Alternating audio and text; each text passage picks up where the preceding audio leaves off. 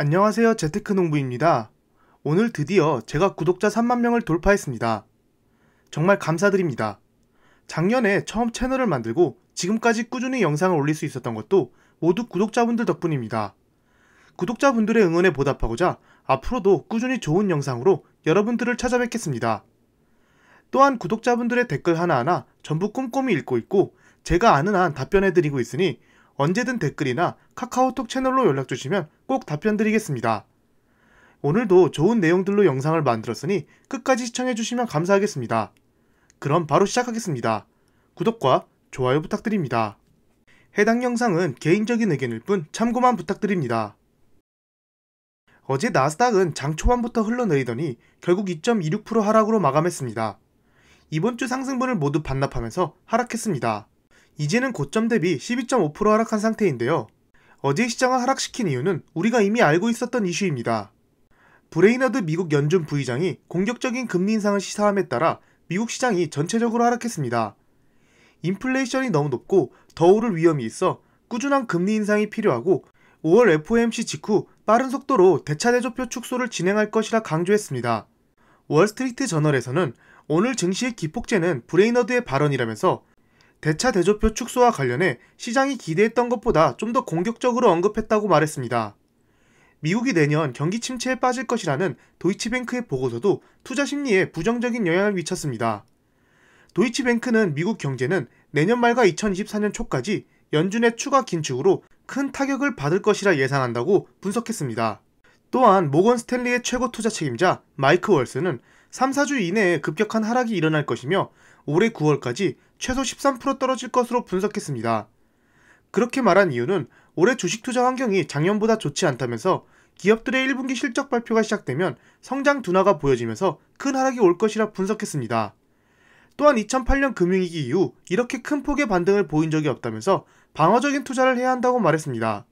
하지만 항상 말씀드리다시피 기관들의 의견은 참고 정도만 하는 게 좋습니다.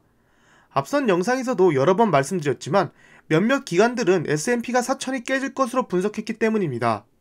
하지만 지금은 4,500이나 되고 최저점은 4,170밖에 안 됐습니다. 심지어 작년 5월경에 모건 스탠리는 S&P 500이 21년 말까지 4,000을 넘기기 힘들 것이라 분석했습니다. 그리고 목표치를 3,900으로 설정한다고 했습니다. 하지만 지금 어떤가요? 21년 연말까지 무려 4,800 가까이 상승했습니다. 만약 작년 5월에 모건 스탠리의 말을 듣고 다 팔고 기다렸다면 오히려 큰 수익을 벌 수 있는 기회를 놓친 것입니다.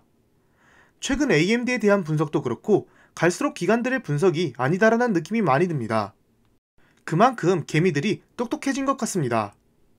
브레이너드 이사의 발언 뒤 10년 만기 국채금리가 한때 연 2.56%를 넘어 2019년 5월 이후 최고치를 기록했습니다. 그렇다면 10년물과 2년물, 10년물과 3개월물의 차이는 어떻게 변했을까요? 보시면 10년물과 2년물 차이는 여전히 역전되어 있고 10년물과 3개월물은 큰 차이가 없습니다. 최근 뉴스를 보시면 장단기 금리차가 역전됐다고 여러가지 공포 뉴스가 나오는데 경기 침체가 오든 장단기 금리차가 역전되든 블랙 먼데이가 오든 어제 영상에 나오는 사라처럼 좋은 종목을 꾸준히 기계적으로 매수하면 큰 수익을 볼 수 있다고 생각합니다. 다만 대응하기 위해 이러한 지표들을 공부하는 것은 충분히 좋다고 생각합니다. 패드워치를 통해 앞으로의 금리 인상 확률을 알아보겠습니다. 보시면 5월, 6월, 7월 모두 0.5% 금리 인상할 확률이 제일 높습니다. 5월은 76%의 확률로, 6월은 57%, 7월은 48%의 확률이지만 앞으로 인플레이션 지표들이 계속 높게 나온다면 이 확률은 더욱 높아질 것으로 보입니다.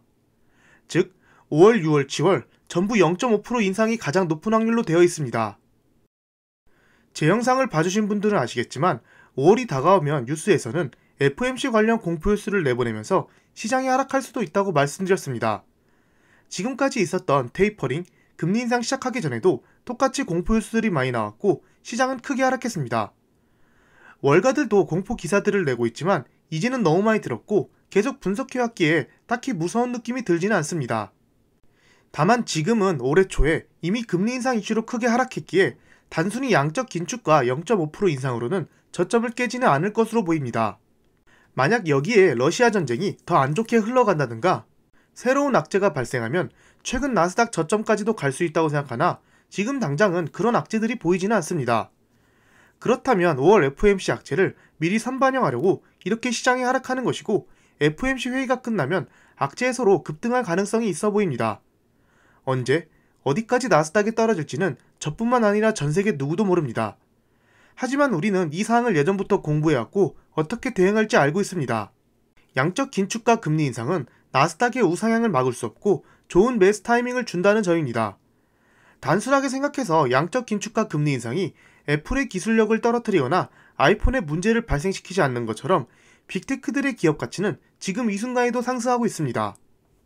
보시다시피 빅테크들은 최근에도 끊임없이 성장하고 발전해 나가고 있습니다. 만약 경기 침체가 온다 해도 크게 두려워할 이유는 없을 듯합니다. 경기 침체 또한 빅테크들의 기업 가치를 하락시킬 만한 악재가 아니기 때문입니다. 앞으로 5월 FOMC 전 4월 23일부터는 블랙아웃 기간이 시작됩니다. 블랙아웃 기간에는 연준 의원들이 통화 정책에 대한 발언을 할 수가 없습니다.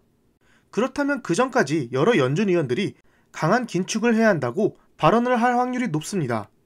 어제 브레이너드 부의장이 말한 것처럼요. 그러면 시장 또한 같이 하락할 수도 있습니다. 저도 이런 하락이 찾아오면 어차피 다시 상승할 수 있다는 것을 알고 있기에 몇몇 종목들을 눈여겨보고 있습니다. 단기적인 움직임에 너무 신경 쓰지 마시고 몇 년 뒤에 빅테크들의 주가를 생각하신다면 조금 더 편안하게 주식시장을 분석할 수 있지 않을까 생각됩니다. 그리고 브레이너드는 이미 이런 말을 예전에 했던 적이 있습니다. 올해 1월 초에 이미 인플레이션이 너무 높다며 강력한 수단을 통해 인플레이션을 잡아야 한다고 발언했습니다.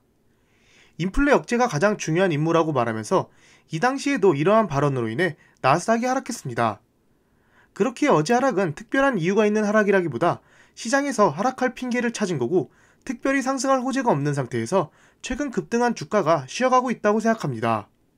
어제 시장은 보시다시피 빅테크들 대부분이 큰 폭으로 하락한 것을 볼 수 있습니다. 특히나 반도체 산업이 크게 하락했습니다.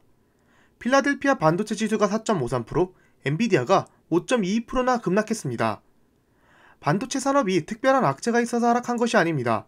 반도체 산업은 경기를 타는 산업이고 경기가 좋을수록 매출이 더 잘 나오는 산업입니다. 하지만 어제 브레이너드 부의장 발언으로 인해 국채금리가 급등하고 경기 침체 우려가 생기면서 경기에 민감한 반도체 산업 주식들이 크게 하락을 한 것이죠. 또한 최근 상하이 봉쇄와 공급망 문제도 계속해서 악재로 작용하고 있다고 생각합니다. 물론 몇몇 반도체 기업들은 이러한 영향으로 인해 기업 가치가 하락할 수 있다고 생각하지만 우리가 유심히 보고 있는 빅테크 반도체 기업들은 기업 가치가 하락할 이유가 없다고 생각합니다. 최근 기관들한테 안 좋은 평가를 받은 AMD가 네트워킹 칩 및 관련 소프트웨어 개발 스타트업 펜산도를 인수했습니다. AMD가 안 좋은 평가를 받은 이유가 PC 시장 둔화로 인해 매출 성장률이 줄어들 것이라는 분석 때문인데요.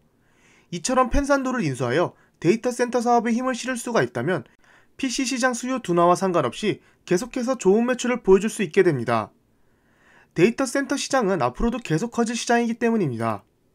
특히나 번스타인은 아웃퍼폼 등급 및 목표가를 $150로 제시했고 도이치뱅크도 이날 AMD의 목표 가격을 $125에서 $140로 상향했습니다.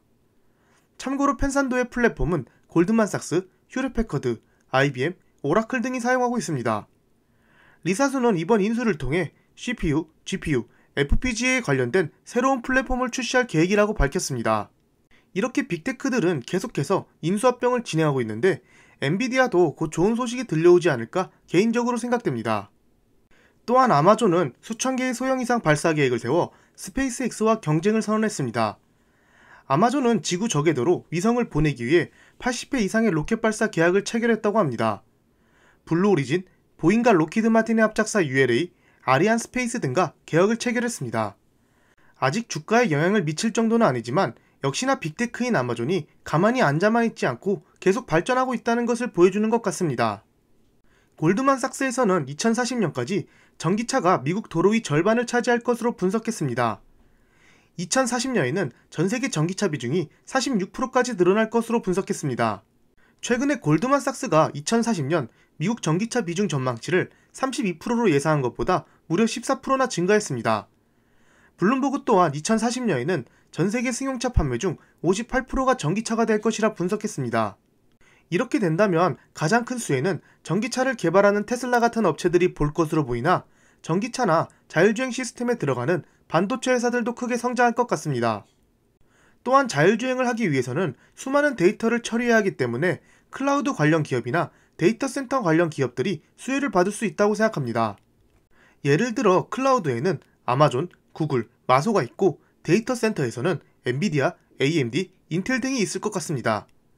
결국 미래 산업에서 꼭 필요한 부분을 이미 빅테크들이 선점하고 있고 끊임없이 개발하고 있습니다.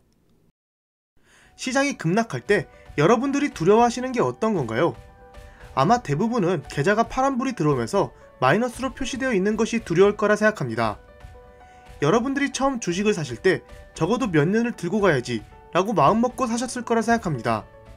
그렇다면 그 종목의 주가가 떨어질 때 그 종목을 매수했을 당시의 이유가 그대로고 악재가 아닌 시장 하락으로 인해 하락했다면 오히려 좋아해야 한다고 생각합니다. 왜냐하면 내가 처음 매수했을 때보다 더 싼 가격에 살 수 있으며 그 말인즉슨 더 큰 수익을 볼 수 있다는 말이기 때문입니다. 물론 모든 종목이 이 내용에는 해당되진 않습니다. 하지만 빅테크 종목들은 오랫동안 꾸준히 모으다 보면 큰 수익을 줄 확률이 다른 주식들에 비해 높기 때문에 제가 항상 분석해드리고 소식들을 공유해드리고 있습니다.